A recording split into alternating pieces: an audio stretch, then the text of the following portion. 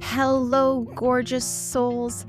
I'm Michelle Rosetta, and this is Stories Not to Take to the Grave, a podcast inspired by the rich sharing of traditional wisdom and know-how with storytelling.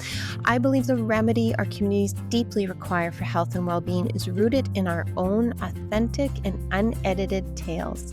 Some of what we fear to speak or that which is seemingly mundane to us is exactly what those around us may need to hear in the way we speak our truth. I am a mother of 4, an entrepreneur, and a clinical herbalist. Plant medicine being one of the modalities I work with to assist my community. I have the tendency to make questionable choices, jump off things I shouldn't, along with the uncanny ability to turn it around to land on my feet. It is not only in victory that deep healing lies, but also in our mishaps and trials. Independently and with guests, we will cover topics to support our sovereign journeys to our best versions of wellness. I am not a doctor, and clinical herbalists are not licensed in Canada. Anything discussed pertaining to plants, protocols, and health in general are for educational purposes only. Every body is different. What works for one may not be the answer for another. It is your responsibility and duty to decide whether a course of action recommended to you, no matter it be by your family doctor or natural practitioner, is right for you. During this podcast, we will grow our personal discernment abilities and learn to take off the layers covering the self that lies within, so we may listen in a more profound way.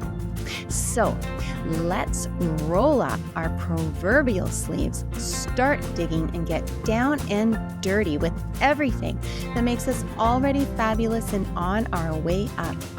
And, of course, please subscribe, share, and leave a review if you enjoy this content. Let's get digging. In this episode, we learn how the coffee bean accompanies Captain Bill, a retired American Express sales executive, now Marine captain, through his first-hand humorous, seemingly haphazard beginnings during the rise of the 90s success in the Chicago financial sector to the eventual fall of empires and devastation for many. He spills the tea on the industry, tax loss carry-forward ventures, secret stairways, and yacht boardroom parties. Although this narrative threads many deep topics and pockets together into a brilliant, simple tale asking for greater reflection, the most important part is that Captain Bill's delivery is like a reset for the parasympathetic nervous system, or the rest and relax function. We have been so caught up in the rush of a Western society on caffeine. Many are stuck in their sympathetic nervous system, keeping the body in a chronic fight or flight. During a fight or flight response, the body temporarily deprioritizes non-essential organs like the digestive and reproductive systems by redirecting blood flow and energy to the heart, lungs, and skeletal muscles. Short-term shifts are harmless and can be beneficial, but chronic activation can lead to tissue wear, high blood pressure, and organ dysfunction. I will do future episodes on plants that can relieve symptoms and support the healing of stomach ulcers that were brought up along the way of Captain Bill's story. We no longer remember how to sit with the slow burn of a storyline, expecting dopamine to be thrown at us from all angles. Not only is our health compromised, but so is our ability to hold an idea, to create, and to manifest. Interesting enough, I think it is important to mention that a proposed class action lawsuit filed January 13th, 2026 in the U.S. District Court for the Western District of Washington accuses Starbucks of making 2 major deceptive claims. 1, falsely marketing its coffee as, quote, committed to 100% ethical coffee sourcing, unquote, while sourcing from farms with documented labor violations and failing to disclose that independent testing detected volatile organic compounds, or VOCs, including benzene, toluene, and methane chloride, in its decaf house blend medium roast coffee. A little food for thought while listening to Captain Bill's account of office culture. I also decided to upload the whole narrative rather than splitting it up, even though we had some tech failures and glitches. Nonetheless, we persevered. Consider Captain Bill's tale, Yacht Rock for the Soul. It is purposeful medicine that, much like the rock of a boat, lulls the mind and body back into balance. Anytime you may need to take it down a notch, tune back in to Bill's story of the glory of the 90s. I include a DIY liquid coffee toner to tighten and brighten your skin in the video notes. And FYI, do not use coffee grounds on fragile skin areas like the face and chest. As per our theme of bringing our plant allies with us, I am drinking coffee and it shows. Nonetheless, let's jump in and get her done. Hello, and we are here with Captain Bill Chin from Chicago, and he is going to tell us some tales from moving from land executive life to a reimmersion into your water ventures as a Marine captain. Hello, Bill, and how are you? Hello, everybody. We're going to talk about how I came out of early retirement to be a Marine captain, but I had a life on land as a salesperson, and I'm going to tell a tale about how coffee kind of followed me through my mediocre rise from sales guy to sales executive. And that's exactly, we have as our plant ally that's joining Bill and I, it is the coffee bean. So the coffee bean is going to direct us in this tale, which is not always something that I have in my daily regimen because I already have excess energy, and sometimes coffee does not do well in my system. But just a little bit about this coffee bean. So, do you know where the coffee bean apparently started, the myth and lore around it, Bill? Actually, I don't. No. So apparently this discovery was in Ethiopia, in that of Chaldee. So a goat herder apparently saw his goats being like really spastic and energetic, and they were eating these bushes. So he's like, what's going on with these goats? So he went over to the bushes and he ate some of because obviously it wasn't harmful in terms of toxicity. The goats were eating it. So anyways, he started to have some of these beans and he was like, wow, like this stuff's amazing. It's like a stimulant, right? So he ended up bringing that back in to his community, which was about 850 CE in Chaldee. And then at some point, this moved across the Red Sea to Yemen, where they started to cultivate these coffee bean bushes or plants. And then eventually it ended up in Mecca, and that was in the 15th century.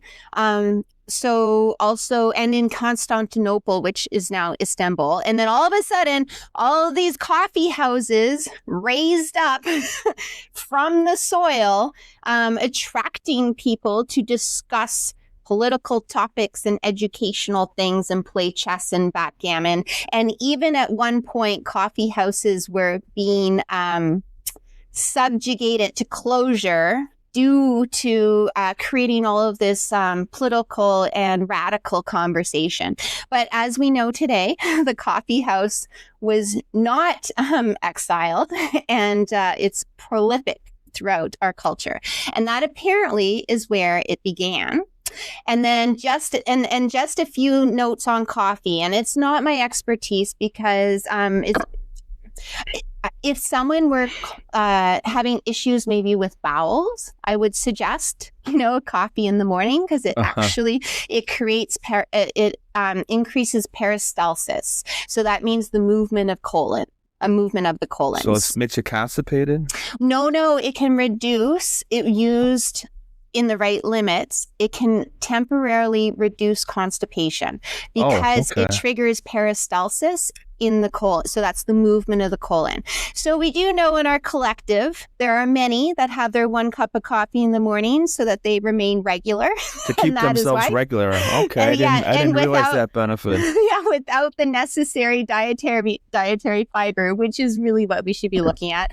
One of the other great things about coffee is if you do tend to get headaches, what it does is it impacts the blood vessels. So it can trigger a reduction in pain in the brain, so temporarily helping with headaches. And then also the third one is obviously what we're talking about, goats. It is a stimulant. So what it does is it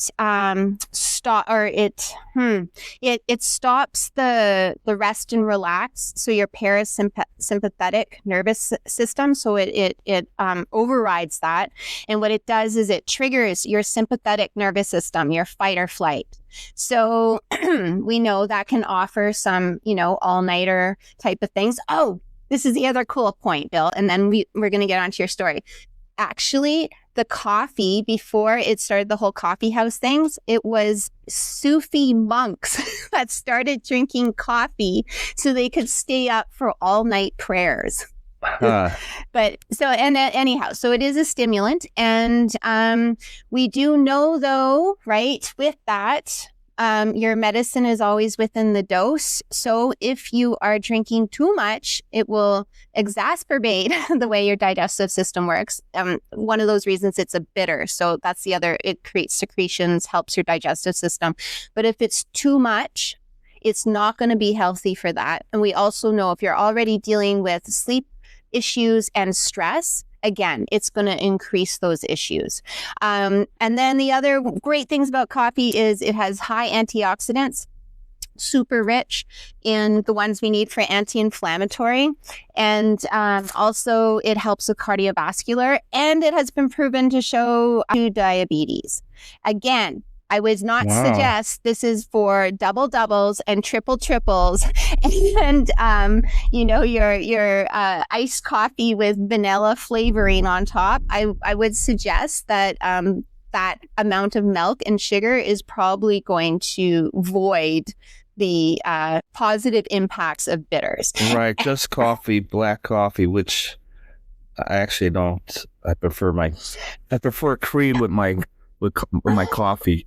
I prefer a little coffee with my cream and sugar. I like a little bit too. I just think like a little bit is fine. If you're doing the whole triple thing, then I think you're probably not getting the benefits. And then skincare, the other cool thing, because I am in skincare, is if you had some liquid coffee, you let it cool. It's actually really good for temporary tightening of the skin and helping reduce cellulite when rubbed on, because it does tighten and help create circulation.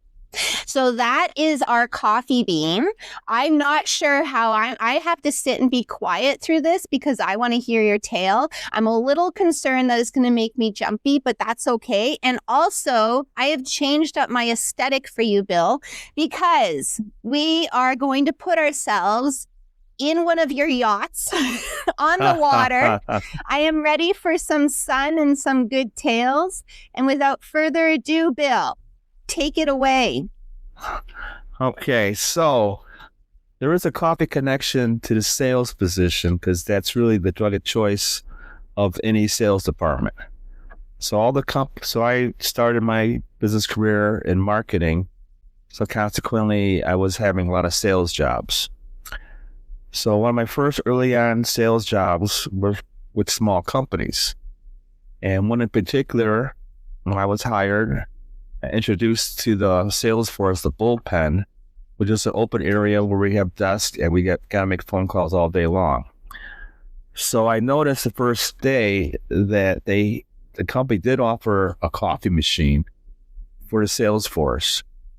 And then I saw that it had an empty Folgers can next to the machine. Can I just interject one thing about Folgers? Do you want to know why this is so cool? What? Because when I first got to Toronto, this must be like 14, 15 years ago.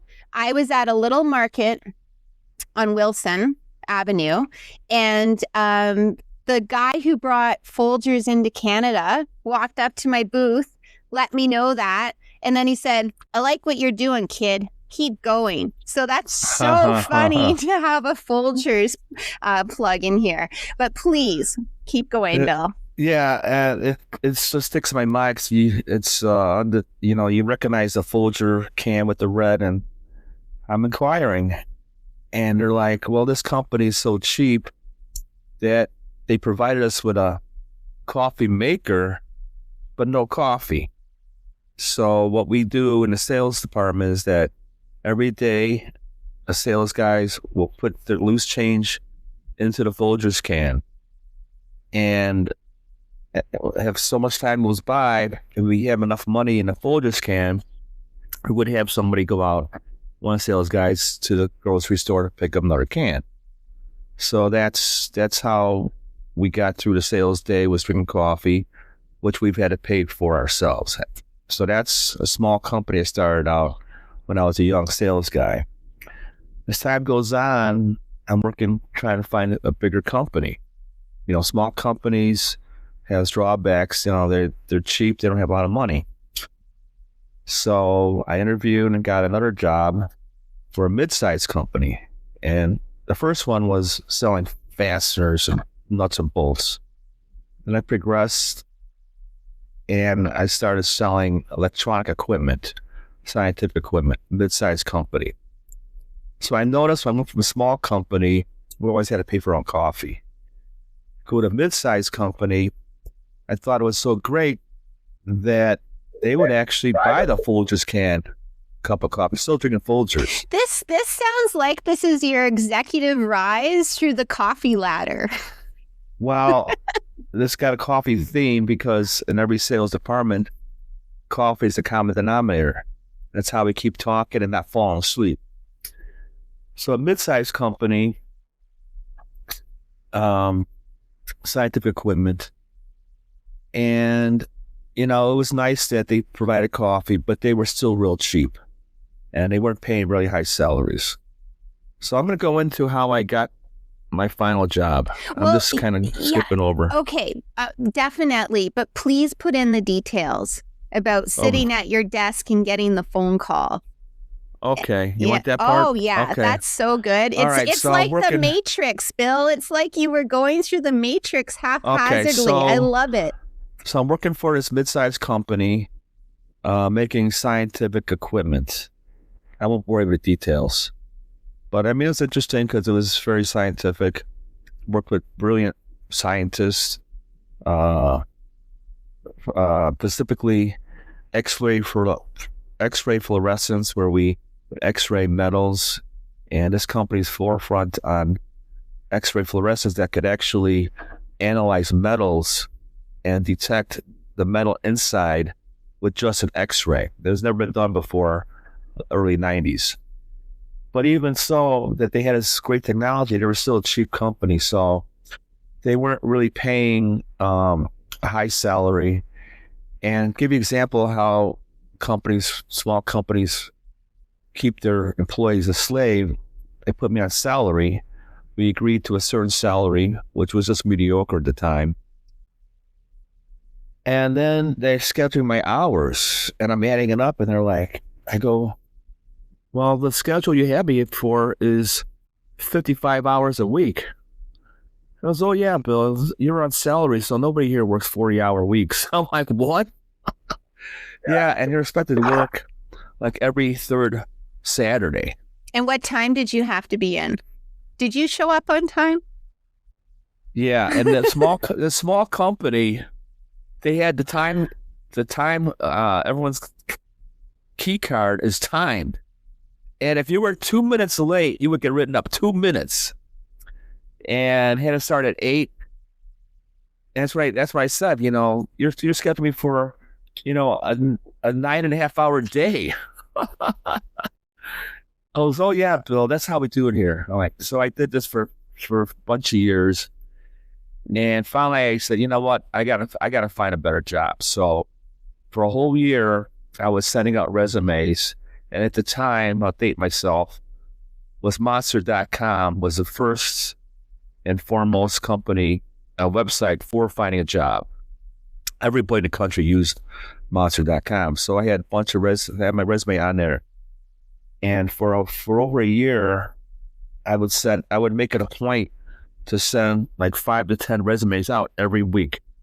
For a whole year, that's a lot of freaking resumes. I had a whole file cabinet, a hidden file cabinet in my cubicle at the time for a year, and I did multiple interviews, and nothing really seemed to jump out at me, salary-wise, product-wise, but I kept plugging away for a whole year. And what coffee were you drinking during that time? Because there was like a whole story about stealing coffee or having to realize you needed to bring coffee. Or was that from the first? That was the first one where we had to pay our own in a Folgers can. But this company, mid-sized company, $30 million company, they would provide coffee, which was a good perk. Yeah. But, this is a Folgers can. That's all it was. Still Folgers. I guess that was really a choice of coffee in America. So I'm at this job for years, and then I'd always make sure when I did interviews that I always gave them my cell phone number or my home number. Some start before cells, but anyway, never calling at the office, obviously. So I always talk to these companies that I'm interviewing for off my job time. And so one day, after about a year of interviewing, I get my secretary calls my phone and says, "Bill, American Express is on the phone and wants to talk to you." I'm thinking, I go, "American Express? I don't even have American Express credit card." He goes, "Well, they said they asked for you to speak with you." I'm like, "Okay." So I answer the phone, and the person at her end says, "Yeah, I'm a recruiter for American Express." I'm like, "A recruiter?" That there's a brand new position that we're opening up, and I'm looking at your resume, and we like what we see. Why don't you come in for an interview? I'm like, all of a sudden now I'm nervous because I'm getting called at my office that I'm working at for an interview for another company. That you didn't know that you had sent a resume to. Well, I had no recollection. So I set up the interview with them, hung up the phone, and now I'm frantically going through my files of a whole year of files, like 100 resumes. I went home, I had to file at home too, or I was at home. So I'm going through all my files of all the resumes I sent in the last 12 months. And for the life of me, I could not find American Express. So I was really sweating it because every time I do an interview, I always research the company. So in my interview, I can always interject something about the company, but I couldn't do it in this case because I had no recollection or paperwork at all of sending this resume. So I said, I'm going to have to go in there and just wing it, go in cold. I have no idea what the position is or anything. So and you're all dressed up in a suit at this time? Well, we had suits, yeah. At that time. What kind of suit? What kind of suit were you wearing? I want to know. What kind of suit? Well, did you wear a tie? What was the shirt like? Give some perspective here. You're sitting at your desk. Of course. You're like, why is American Express calling me? I didn't even send a resume in. I never sent a resume. And what suit are you wearing? Well, of course, I'm wearing my best suit at the time, which is probably just a polyester suit. But yeah, suit and tie, normal stuff. So I go on a first interview, and I come to find out that the interviewer was hired by American Express, a recruiter, as a temp. So he's only a temp. And then he goes on telling me how American Express was starting a whole new division. So I'm going on this interview, and I come to find out that, so the recruiter was just a temp, and that I go to this office downtown Chicago, and everything's disheveled. They're moving boxes in and out and furniture. So I come to find out he's explaining how American Express back in the 90's had so much money that they had a huge tax deficit of over $100 million. Because this was also your story of the glory of the 90's. So this are the glory days before the recession, before 9/11, when so American Express at the time, and probably still is, it wasn't a Fortune 100, it was a Fortune 50 company, 50th largest company in the world. And so because of that, and the reason for that is actually because American Express invented credit back in the 50s. So they had the market on credit cards. There was a new concept that they invented themselves. Who are the owners? Who are the originators of American Express? Do you know? Express? Tech issue, interruption. And I did ask a question earlier. So I took the time to just do a little bit of research on it quickly, just so that we know all the characters in the story. And American Express was founded in 1850 in Buffalo, New York, as a joint stock corporation by 3 competing express delivery entrepreneurs: Henry Wells, William G. Fargo, and John Warren Butterfield. So that is the characters that play into our modern day tale of the American Express experience. So take it away, Bill. Well, just to add to what you're saying, I didn't even know that history of American Express as far as being, but it makes sense why the name is called Express. That part, right? Oh my God! Yeah, I never thought of that. That wasn't even in my handbook when we studied it. We only read about like the recent times. Yeah, they were a delivery for gold. I didn't even. They never. Across from abroad to mainland. So that part was not even covered unless I glossed over that when I worked for them. But the modern history is how they invented the credit card, the idea of credit. Mm-hmm. Because before credit cards, if a citizen wanted to buy anything, they'd have to save their money to buy it, or they'd have to get a loan from a bank. And you're not going to get a loan from a bank just to buy, a pair of shoes or pants or something. So the regular citizen had no way of buying anything, any goods beyond what they had saved. Anyway, so that's how American Express built their fortune in the 20th century. Now, back to my first interview with them. I was unable to prepare because I had no record of sending them a resume. So I show up at American Express, downtown Chicago, 1 South Wacker, Madison, heart of the business district of Chicago. The offices overlooked the Chicago River and the Civic Opera House. So, very nice location, 32nd floor. I go in there and I find a recruiter's office, really tiny office, by the way. And what was he like? What was the recruiter like? Yeah, so it turns out, he seemed a little amateurish to me, and he finally admitted that he's just a temp himself, and he works for a replacement agency.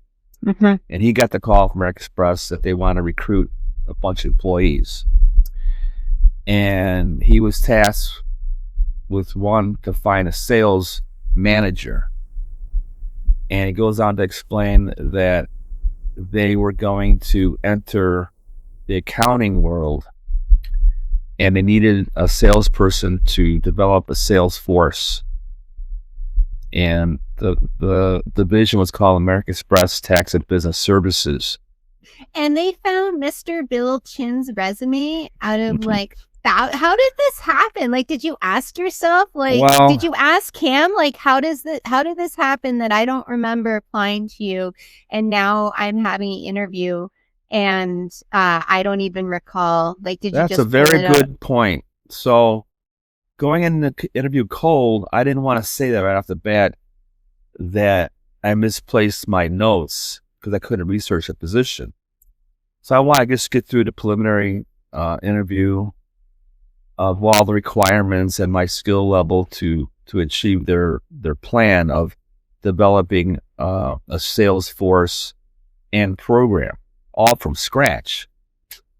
And so I aced the interview with this recruiter, and he decided to take it to the next level. So as we're finishing up the interview, I had to interject this question because I had to find out how this happened. So at the end of the interview, I already knew I secured a secondary interview. I said to the recruiter, I have to apologize that I wasn't more prepared, because usually when I send a resume out, I like to research the company before I come in for the first interview. And I said, I couldn't find any of my research of this position from American Express. And he tells me, well, there is no position. I go, what? He goes, yes, this is a newly formed division and position. And we're starting from the ground floor. Did he say how many applications there were or anything like that? Well, there were no applications sent because there was no job posted. He goes, we had no job posted. So then it posed the question. Oh, I get it. There was no job posted. So it poses the question, how did you find me? They go, well, we looked through monster.com and we pulled your resume out. I go, you looked through monster.com and pulled my resume? He goes, yeah. I go, well, that's impossible because there's got to be over 1 million resumes on monster.com. And he goes, yeah, there was quite a few. And we pulled your resume on the top of all the hundreds and hundreds we looked at. I'm like, really? I'm thinking, man, I must have wrote something good on my resume for you to single my resume out and put me on the top of the list to bring me in for his interview. Do you remember doing anything special for your resume? Well, as you know, I have my way with words. And one of them was acute attention to detail. Oh, well, which this is all is one of my true. key phrases, on being a sales guy. But whatever it was, they got me an interview, and then I aced that interview. So I come back in for a second interview following week, and I meet with the managers and the recruiter. And that went really well. And then they said they're going to bring me in for a third and final interview and bring me in with the managers. So at that point, I knew I was going to get an offer on the third interview. So as I'm walking out of the office, feeling pretty high, and I remember across the street was a men's clothing store. It had a big sign that said, "Going out of business sale, half price, suits." Like, okay, I'm going for my last interview, my final interview. I'm going to have to look sharp now. And no more these polyester suits and whatnot. So I go in there, and it's nothing but men's suits, 2 levels high, and they're really busy. There's like a line because it was just half price. I mean, that's pretty good. That's a pretty good sale. And where is that? Where was that in Chicago? Madison and Wacker. Madison and Wacker. Which is like the heart of the financial area, which is also on a river, coincidentally. Okay. Which also coincidentally was right kitty corner from Civic Opera House. Oh, excuse me, I got to turn this thing off. So, is that your ringtone? that's a generic one. So I go into this suit place, and they had all kinds of beautiful suits, wool, a lot of wool ones. And I'm looking to the rack, and I'm thinking, well, I can find something. I pull out one suit, $5,000. Oh my I'm gosh! like, holy! I go to the salesperson. I go, 5,000? Oh, that's sir, that's half price. It's only 2,500. Only 2,500? So okay, I keep looking around, and finally I find one, and it's really, I'll show you that suit one day. Really fine fabric, so almost like silk, but it was wool. But normally you think of wool as being a kind of a scratchy, thick material. This wool suit was the most sheer wool I've ever seen. And it just felt so nice on your skin. That was $1,500. But half price is $750, which was like 5 times more than I ever spent for a suit prior. What color was it? It's black with gray pinstripe. Okay. Ooh, classic. Yeah, it was a classic suit, and but very sheer. Okay. I still can't believe it's wool. So I said, it's one of the cheapest suits out here. For half price, it's got to be a good investment. Okay. So I go ahead and I buy that suit. And that's what I wore for my final interview. So so I come back the following week with a brand new suit. And I'm sitting down now with the big bosses. And that's when I divulge the situation, which was a brand new division they came up with. Okay. Because they had such a tax liability, somewhere in the order of $100 million in taxes that they have to pay to the IRS every year. However, if they were to invest it in a division, that whole $100 million is a complete write-off. So basically, they had $100 million that they could just play around with. So they chose you. They chose you, Bill. So oh my gosh. So they explained that they decided to enter the powers that be in New York, American Express, for whatever reasons. They decided to enter the accounting world. Okay. At the time, Price Waterhouse was the number one accounting firm in the country. Deloitte Touche and a few others maintained the top 3 accounting firms in the country. And so American Express decided to enter the market at the 10th, because they knew that Forbes magazine every month puts out the list of the top 10 accounting firms in the nation. And so they had to buy as many boutique accounting firms throughout the nation. Wow. To achieve the dollar amount of clients and sales and billing accounts to reach the threshold to be the top 10. And so they were going to enter the market overnight by being the 10th largest in the nation. Jeez. And they had to buy over 120 firms all over the country. And they fired most of the staff and hired the key people to retain them and move them off. I just want to make sure I understand. So they basically found like a lot of mom and pop or mid-size accounting firm. And they fired the majority of the people that relied on those positions, and then they flew the key people that ran it to Chicago. Because to become a part of this huge conglomerate so that they can save $100 million in taxes. So they could spend $100 million. Yeah. Oh, so they could spend $100 million and it would be a tax write-off. Right. So it wouldn't cost them anything, really. So that's huge expense. And again, Captain Bill, they chose you. They flew in 500 people and displaced them all, 500 from all over the country.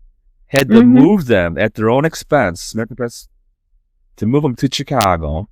Okay. Then they had to rent office space on 3 separate floors of this 60-story office building. And they moved in 500 employees, mostly staff accountants, because you got to have the accountants that work at. So when you buy an accounting firm, you're really buying their clients. Right. So, for example, Price Waterhouse had the Sears account, which at the time was the biggest retailer in America. Right. So the accounting company that has that account, that makes them the number one in the country, because you have the biggest firms.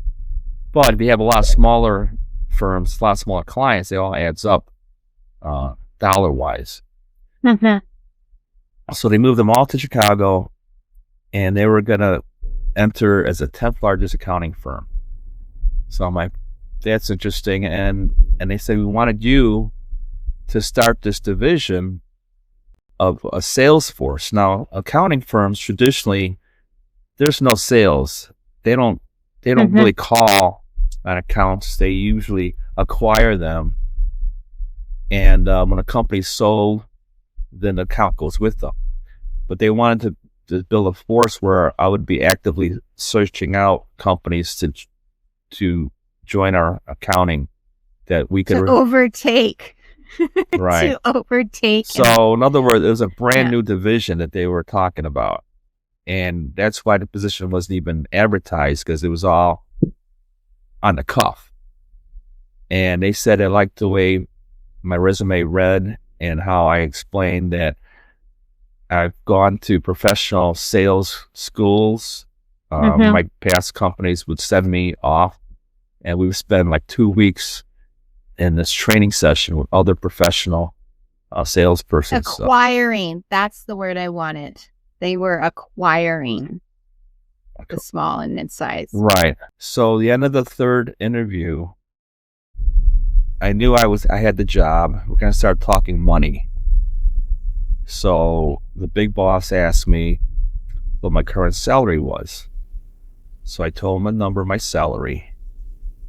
And he goes, we're prepared to offer you double that amount. I'm like, double? I'm like, he goes, yes. I'm like, let me think about that for a minute. I think I could do that.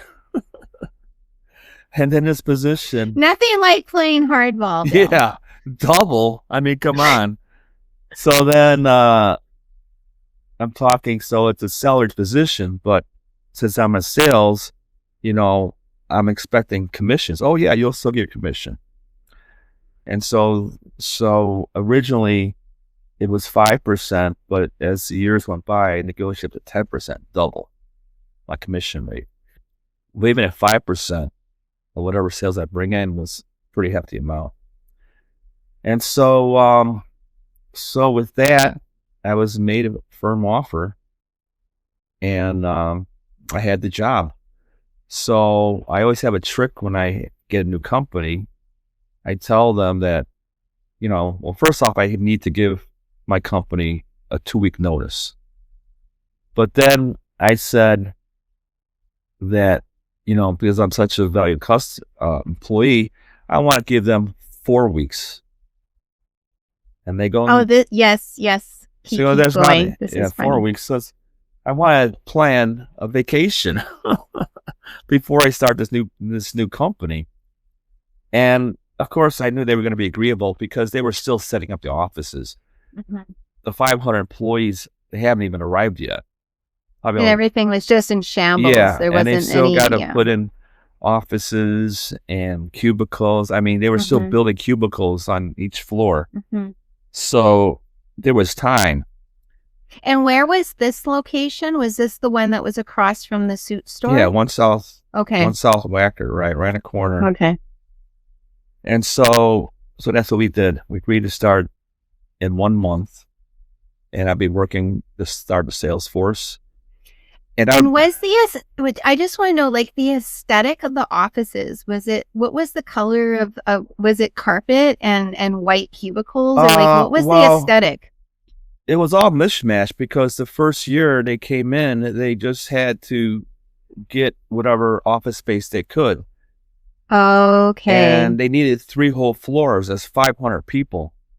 Jeez. So that's a lot of people to displace. So they had to displace 3 separate floors of this entire building.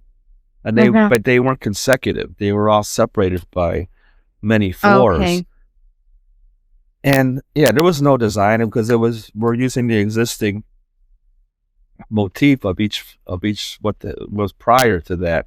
So basically we're moving into used offices. Right. So what the aesthetics wasn't that good, that comes in later. Okay. So I was secured a job, and the next day I'm going back to my normal job, and I'm biding my time of when I'm going to tell them, give them my 2 weeks notice. Even though I told American Express 4 weeks. I needed 2 weeks for myself. And I think these are actually just like for value points for people. These are some really good value points about how to like negotiate for self. The right. Bill Chin way. It means you get vacation and double pay. Right, because Okay, keep going. I knew I was starting a job that I'm not going to get my vacation time for a whole year, more or less, most likely. So I'm coming back to CMI, my prior company, all high. But I wasn't trying to think. I wasn't trying to act differently, even though I was elated that I was leaving. But I wasn't going to say anything. I mean, I still want to work out my last 2 weeks. And this is at the Folgers place still, that you didn't have to pay for coffee, but you got like a can of Folgers provided. Yeah, I mean, all the companies I worked for prior to this point in time, Folgers was like the number one coffee in America, I guess. Maybe still is. So it was considered decent coffee. So, but again, it was a small company. That's when they were putting me at a 50. Oh yeah, they had me at a 55-hour week. During this last interview, I forgot to interject this part.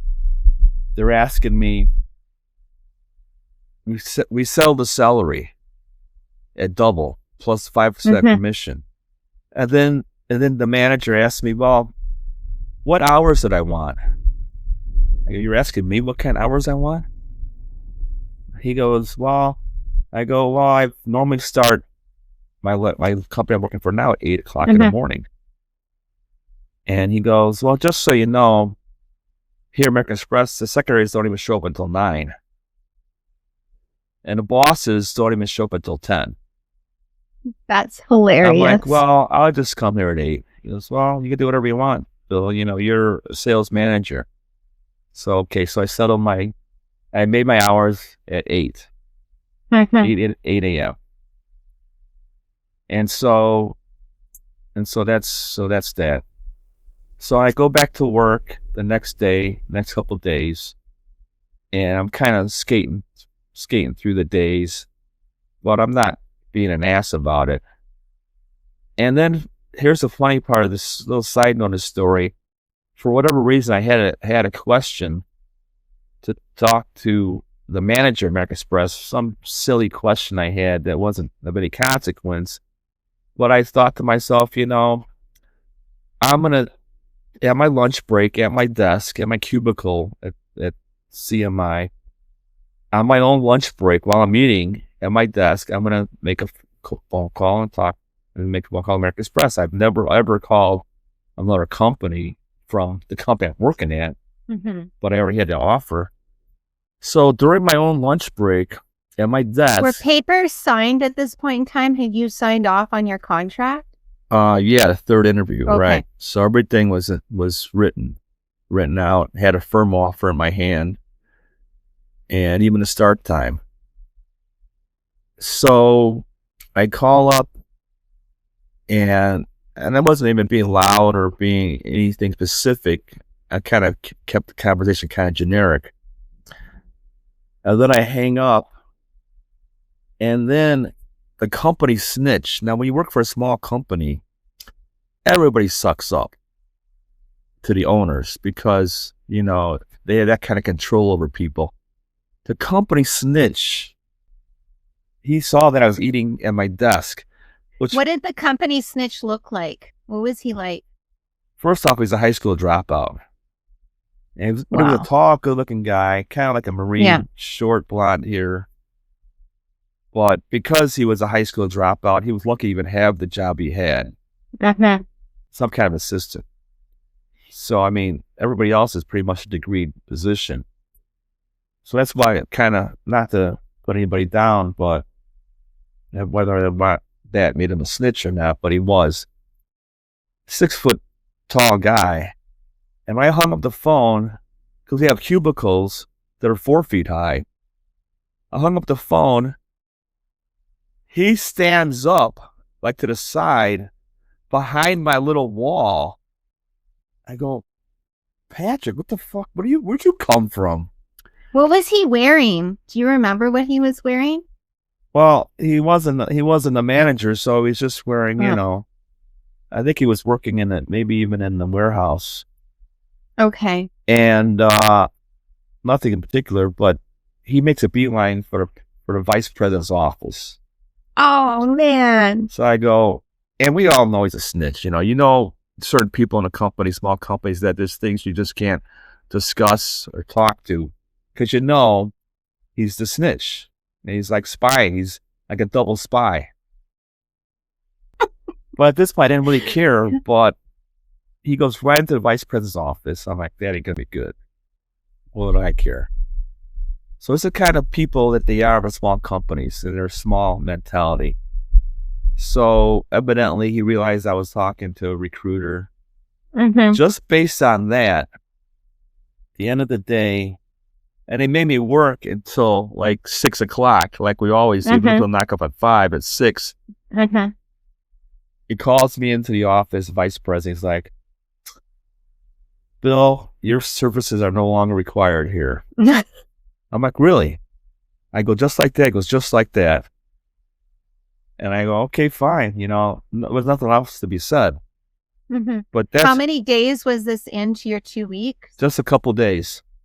Oh, so you didn't even give notice? No, I didn't even get my notice yet. Right. I didn't get this ticket to him that way. And that's probably what they deduced from what the snitch said, that, well, we'll beat Bill to the punch.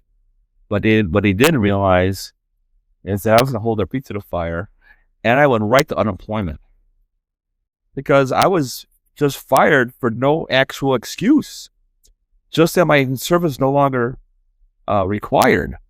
Yeah, they would have to provide. I don't know what it is in the U.S., but generally in Canada, if you've been working that long, they have to provide reasoning, and if there can be a whole process to it. So I went straight to the unemployment office. I think about it. I guess they keep it open late because I might have gone the next day, probably next day.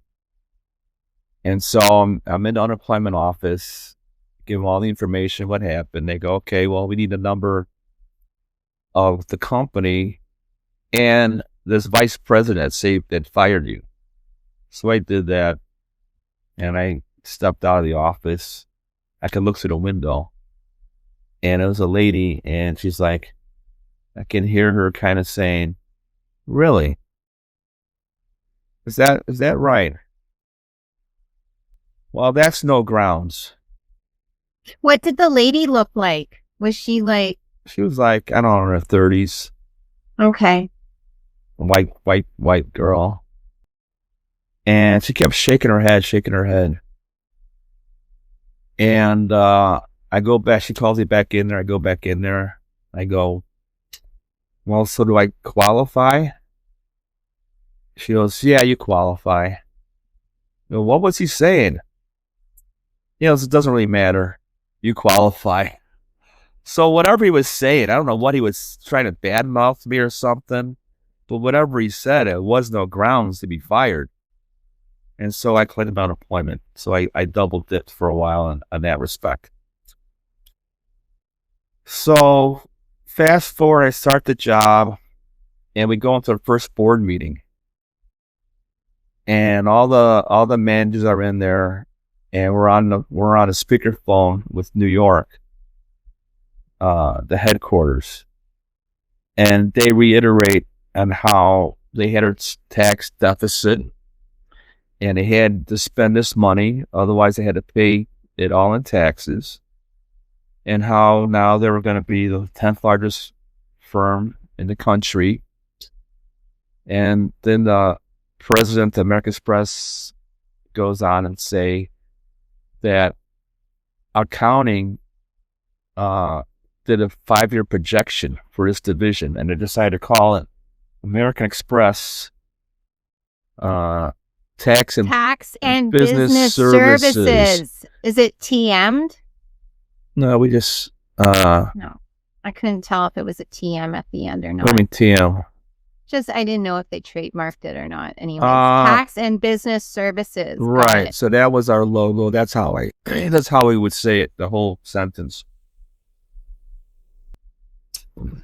And so he goes on to say that accounting has, because of our our tax liability, which is an ongoing thing every year. And when you're making $1 billion a year, you're paying $100 million in taxes, whatever it came out to be.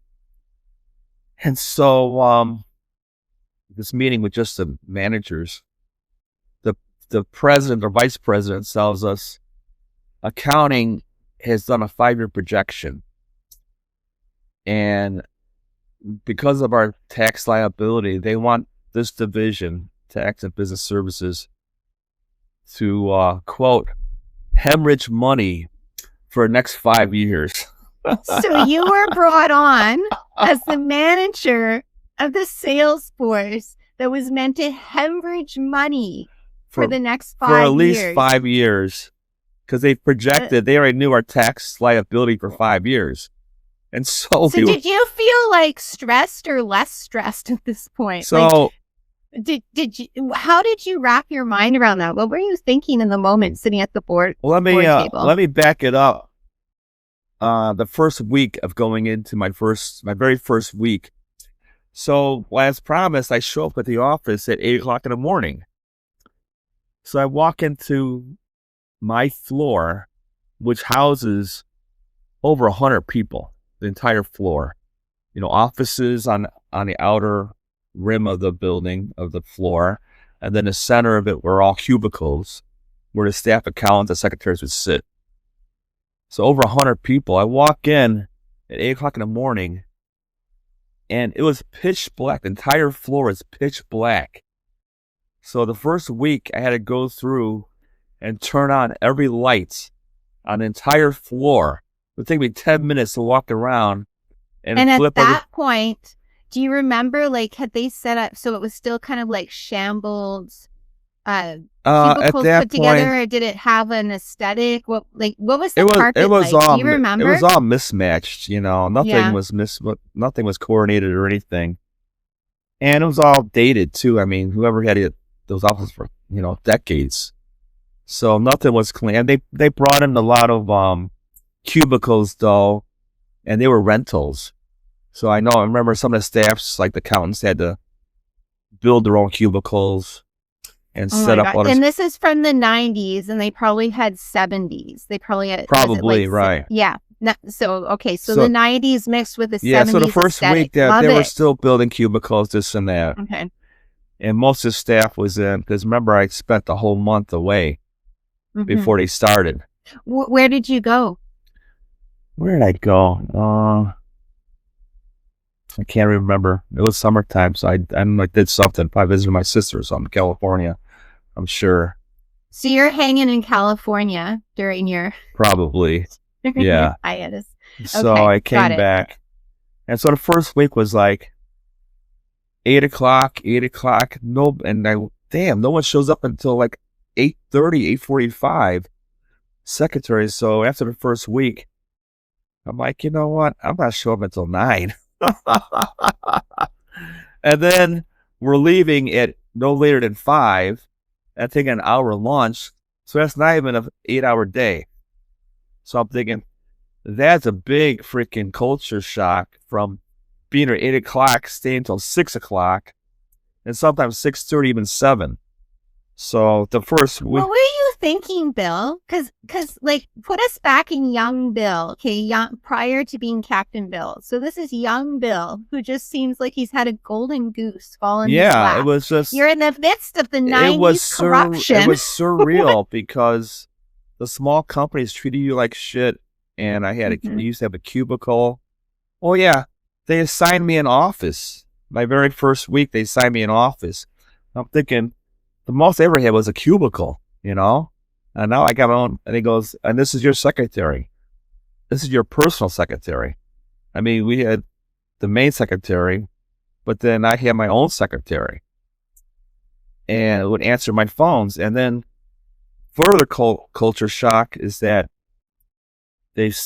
my manager telling me, well, when we want to get a hold of you, we're just going to call your secretary and make an appointment to talk to you.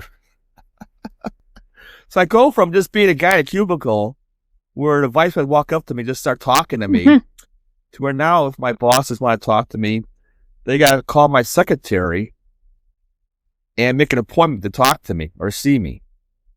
And they had to make Is there anything special you're doing, like manifestation wise, or like this just landed in your lap from the Matrix? Yeah, it was so surreal. It didn't even seem, even the first couple of years, it didn't even seem real. In fact, the whole tenure didn't seem real for a lot of reasons I'll speak about. So that first week, that's how it went. So the second week, I come in at 9 sharp. At least the secretary's already there. And sure enough, the bosses never got there till 10 o'clock anyway. So, and then the first week I was given a task because we're still in the process of developing everything. So the first week I'm meeting with my manager. He's, okay, Bill, we want you to draw an outline of how you would attain the sales. And in my resume, I already had a kind of outline. And so they wanted to know how many, brass tacks, nuts and bolts, how many phone calls can you make each day, just cold calling? And if we provide you with a list, and that was another thing, whatever list I wanted, they would go out and purchase them. Other companies would be like, oh, we can't afford to buy lists, so we'll give you a Yellow Pages. But I already knew that there was list companies that provide you with so-called leads. Mm-hmm. So I would say, well, I would need some qualified leads. Where would they buy the leads from? How did that work? Marketing firms that are already out there, they would, for example, we would want a list of all the manufacturers in Illinois, Wisconsin's that sell more than, our threshold is 20 million in sales per year. So I would get a qualified list of companies that were making that much money in certain regions, and phone numbers, officers' names and titles, that kind of quality information to make my contacts. So I go, you give me qualified leads. And I thought about, well, how many can you call a day? Well, I knew I could call at least 50 or 60 phone calls a day, which is easy. You're just dialing. Not that you're even making contact, but you're gonna make these calls and talk to a secretary, whatever. So I knew I could do like at least 60. So I figured I'm not gonna tell them 60. So I told them 30. And they go, okay, out of those 30, how many do you could close? Well, I knew my past record, I can get an appointment. So it's all about baby steps. Out of these 30 contacts, you make contact with them, or actually talk to the officer I'm trying to reach. So I said, well, I can probably actually speak to maybe out of 30, I knew I could do at least 15. So I told him like maybe 10. Pretty much half everything I knew I could do. And so I submitted my report. They go, wow, Bill, this is twice as much as we ever thought you could do. So I told them half of what I knew I could do. And they're like, wow, but are you taking did you take it as like, what do I want to say? Was it something that you felt was positive about what they were judging your character as, or not positive? What do you mean? Like when someone dismisses your ability, like how did you take that? Did you think about it at the time? Like they just assume that's that would be your product? They didn't dismiss me. What do you mean? They had no idea. I was a blank slate. They had no idea.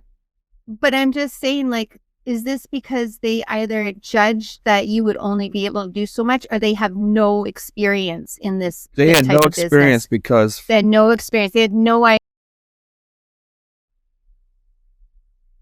Right. They had nothing. They relied on me for all the statistics and the ability. So I was making up all. Yeah, I was the one as a manager, I was the one that set the standards, set the goals. But I set the goals for half of what I knew I could do. So, needless to say, I was able to coast through the subsequent years because I only had to produce half of what I knew I could do. So that went pretty well. And all right, so that brings us to so that brings me up to the outline, and then of course I had to do things like develop the scripts and everything, which I was used to doing anyway. Writing scripts and the training courses that I would do. I already had professional training courses already. And so at this point, though, okay, so the office is kind of just like mismatched. We got 90s with the 70s motif. What coffee were you drinking? That's the thing with the sales force. It was still Folgers, but it was unlimited. It was unlimited. Okay. And they had coffee machines everywhere. I'm thinking, wow, that is so nice. So were coffee machines like they were installed ones, or they were just freestanding coffee machines? At this point in time, they were just freestanding because the offices were all mismatched. But at least they had plenty of coffee. You would never run out. Okay. And how much coffee were you drinking at this point in time? Well, my coffee consumption accelerated in accordance with how free it was. Well, so right off the bat, I was drinking more coffee American Express I ever did. So that comes into play later on. So I was still getting through the first 2 weeks. Okay. So I'm getting acclimated. I'm doing, all I'm doing is just designing the whole program because my employees weren't even there yet. I had to still hire salespeople. At first, I was just doing it myself. Eventually, I ended up building a whole sales department. But at first, just to see how I could do, I was doing all the sales myself, the phone calls, the follow up. But I had the secretaries would of course help me and type up what I would write, and then the proposals. And eventually, we'd have certain marketing plans. But so that came later on. But so going to the second week of working there, that's when we had the initial meeting with New York, just so they can lay down the ground rules of our department. And that's when we were told about the budgetary constraint, which there was none. So told to hemorrhage money. So I'm thinking, well, that can't be a bad thing. Did you get an expense account? Yeah. And so we all had a certain amount of expense account. I can't remember exact numbers. Probably mine was like a couple grand a month. So as the year progressed, I'm starting to do a whole program where I was doing the sales tasks that I had already spelled out. I had outlined phone calls, meetings, and how many meetings I could close. And so the first year, I hit all my numbers. I exceeded all my numbers. So they were all very happy about that. And so the next couple of years went really well. And I started building a sales force. I had 2 or 3 guys underneath me. And we were all doing the numbers I wanted, which again, they didn't really care about the sales we were making because we wanted to be in the red anyway, but we had to show some kind of progress. So we were gathering and we were increasing our counts. So fast forward a few years, we're told that there's another large sum of money that they wanted to spend. And so we were told that they were going to spend another like $100 million after 2 or 3 years. And they were going to use that money to build all new offices for all 500 people. And they said that they wanted to make it, it's American Express. We have to be top of everything. Right. So headquarters says, we need to have an office that really truly represents American Express. We want all the offices to be consecutive floors. Right. So they spent the prior year of telling the building management their long range plan. We want to have, floor 40, 41, and 42, all American Express up on a higher level. So somehow, I still don't even know how they did it, but they got 4 whole floors of this One South Whacker to vacate 3 floors consecutive. So they finally did that. And so, we're told that they're going to start from scratch. Sure enough, I go up there to see what's going on to these 3 floors. They went up there. They had they had hundreds of guys demoing 3 floors, completely gutting. Now, if you're talking about a giant skyscraper, a 60-story building. Wow. They took everything down to the studs. I just marvel. I walk up to the floors. I always got spare time. You could walk up on the floor and you could see through the entire building, all 4 sides, because the whole thing was completely empty. And so we saw a floor plan, and we're building all brand new offices. We had our own architects come in, and all brand new offices, and they did it like in a year. I mean, they had like 300 guys working around the clock to build these they spent so much money. They wanted to have secret executive staircases. So they actually like the maids' quarters where you can go behind everything. That oh my gosh! Oh my gosh! Do you think they're still there? You know what? That's a great question because they actually blasted holes through the floors. Oh my God, that would be such a fun adventure to go see if we could find the American Express secret stairway, right?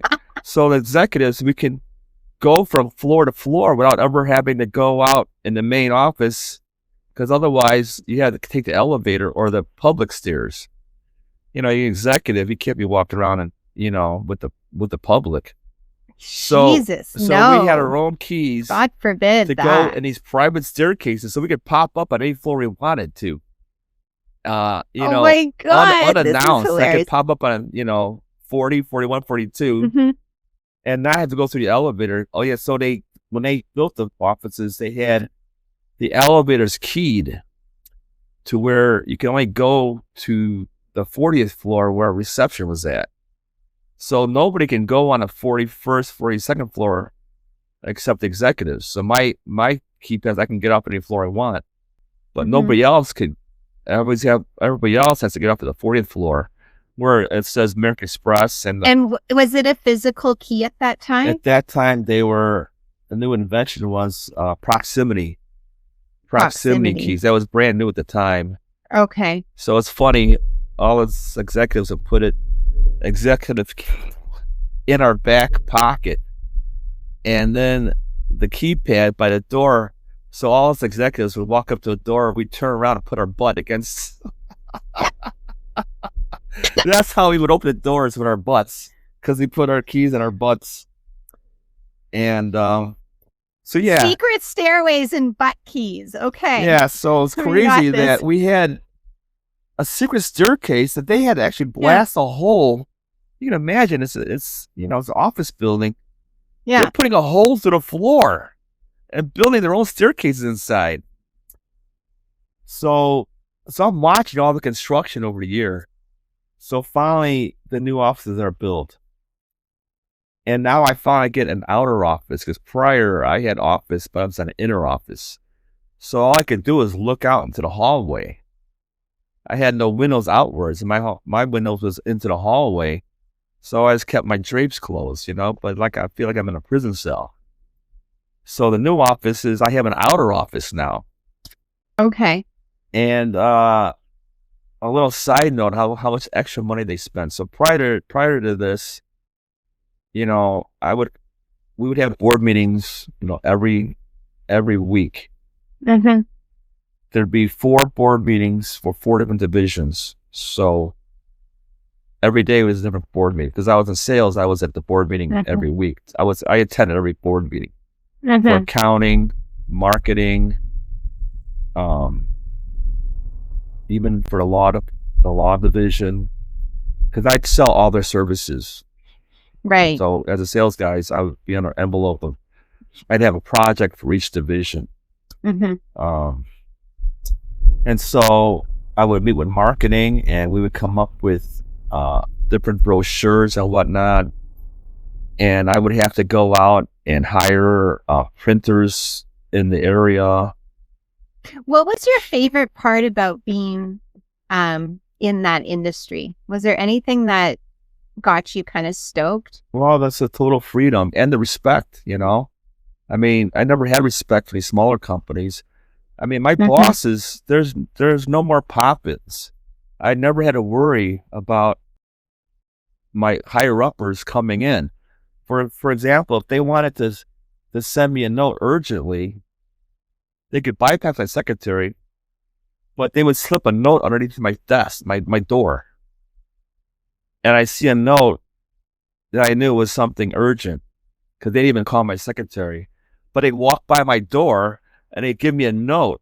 And whatever that note said, they wanted me to see directly, not even talk to my secretary. So that kind of respect, you know? I mean, that's a huge culture shock from having your boss having to make an appointment just to talk to you. I mean, that's executive level. And so that was a big culture shock. So we're moving out to our offices. So then we're building the offices during the time of designing the office. My manager has a meeting with me one day. He goes, "Bill, I've got some good news for you." I'm like, "What's that?" He goes, "Well, instead of you having to hire printers, we're buying a print shop." I go, "You're what?" "Oh yeah, we're setting aside like 10 million or however millions of dollars, and we're gonna put a print shop in one of the floors, and we're gonna put your office next to the print shop, because now you don't have to go outside. We can do all our printing in-house. We can do all our advertising, so we can control every aspect." I'm like, "Really?"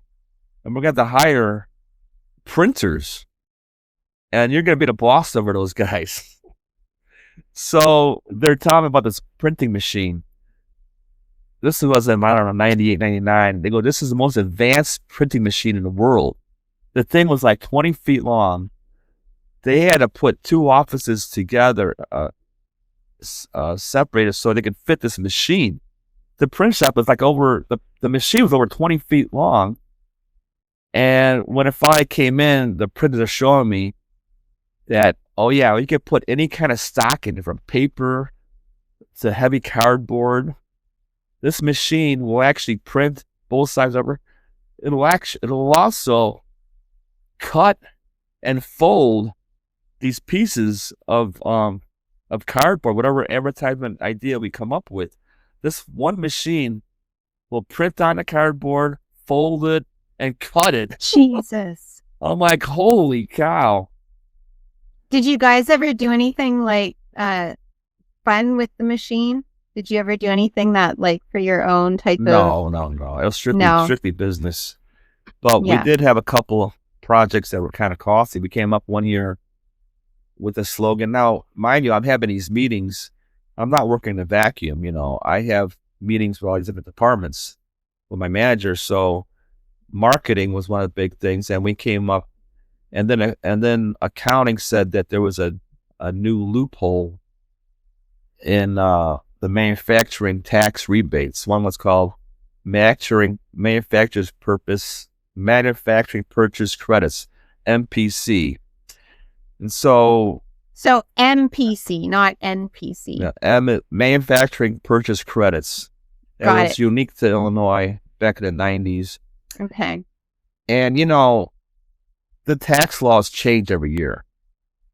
And they give certain breaks, whatever reason.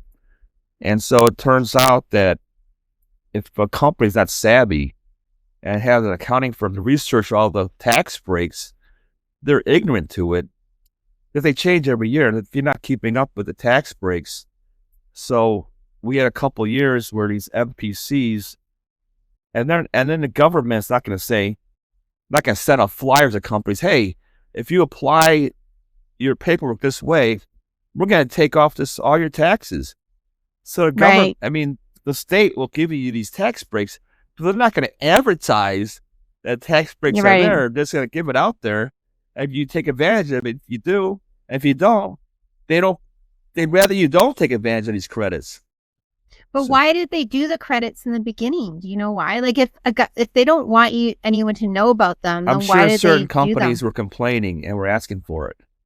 Okay. But the rest of the industry, they don't know what's going on. And so my accounting team, they knew about it and they brought it up at a meeting. So we came up with a whole marketing campaign where we said, hey, we think that maybe a half of the companies are not taking advantage of it because it was so new. The first year, as the years went by, of course, the companies got more savvy. But the first couple, 2-3 years, especially the first couple of months, nobody knew what this credit was. It was just a brand new credit. So we jumped on that. We had to strike where the iron was hot. And we came up with a slogan, 50 cents on a dollar. What that meant was we already knew going in that we were going to find these tax breaks. So I had to customize my script calling people. And I would vaguely say, well, we could save you. Let us do a tax review for you. And if we could save you money, we will do your books. You'll have your accountants do your taxes. But before you turn them into IRS, let us give you a free review. So my sales pitch was a free review. Now that's it. Okay. So you word it that way. Most companies say, sure, you're American Express. You're not some fly-by-night company. And that was a big thing for us too. We had name recognition. So we can go to any industry and say, we're part of American Express, but this is tax and business services. So we're gonna double check your taxes, and we're not gonna cheat you because we're American Express. So I got them to allow us to do a free review. Now, of course, before I set up a meeting, I ask key questions. I wouldn't blatantly say, do you know what MPCs are? I would say, are you taking advantage of all these credits? And if they say, well, we're not sure what you're talking about. I go, okay, if they don't know what I'm talking about, then they're not doing it. So at that point, I would key in and get a meeting. And then I would determine that they're not taking that credit. And then that's when I offer the free review. And they say, well, why would you do that? Because our accountants are so savvy that we feel that we can get you money back. If we do, we will apply for those credits, and we're only going to ask in payment of this half the savings that we just gave you. So for example, if you're paying $100,000 in taxes and we can knock that down to $50,000 or even $10,000 down to $5,000, depending on the level of their sales and purchases. These are all for raw materials for their product. And all the raw materials either fit into this category of tax save or not. But I knew the key things to check for certain raw materials that fall under the MPC credit. So I would determine all that during my preliminary meetings. Once I had a qualified account, then we would send our accountants in there and they'd go through all their tax for the whole year and pull out all their purchases and everything they bought for that year and go through itemize everything. And if I did my job right, before I set up the accounting, I already knew that they weren't taking them all. And so that was our marketing plan. 50 cents on a dollar that we are going to save you. And to show you how confident we are, and we had a whole campaign, my marketing firm. So this talk about the money we're spending. Okay. So the plan was 50 cents on a dollar was our slogan. Okay. And we came up with this brochure, and we had a place on this folding brochure, cardboard, thick cardboard too. Everything's top of the line. It's too bad. Was 50 cents around during the 90s? Yeah, that was there was 50 cent pieces were there. So the slogan was going to be 50 cents on a dollar, we're going to save you. So for every dollar you spend in taxes, we're going to give you 50 cents back, 50% back. And so our catchphrase was, we're going to give you your first 50 cents now. So in other words, this brochure that we had is this heavy, thick cardboard brochure that was nicely folded and had a color of green and a picture of a dollar bill or a $half bill. I would go out to the bank and I would buy like $2,000 in 50-cent coins. And we'd have 2,000 brochures or 1,000, whatever it was. And I'd have the secretaries glue these 50-cent pieces to these brochures. And I would have the name of the VP or the CFO or plant manager. And I would actually send them a 50-cent piece with this brochure, and I'd have customized letters written up. I would have the contact's name, and I have the secretary drop in their name to have them customize it, and then I would sign all hundreds and hundreds of these letters myself. I would sign them myself, so they knew I really signed it. And so that was one of our biggest marketing plans for MPC. So I was setting out for a whole year. I was setting out 50-cent pieces to all these companies all over the Midwest. And that was pretty successful because I'd always ask them when I do my follow-up call, I might not even get a hold of them. Even if the person won't take my call, I'm still going to send them a 50-cent piece. Even if they blew off my prior letters or my phone call, they still send them a 50-cent piece.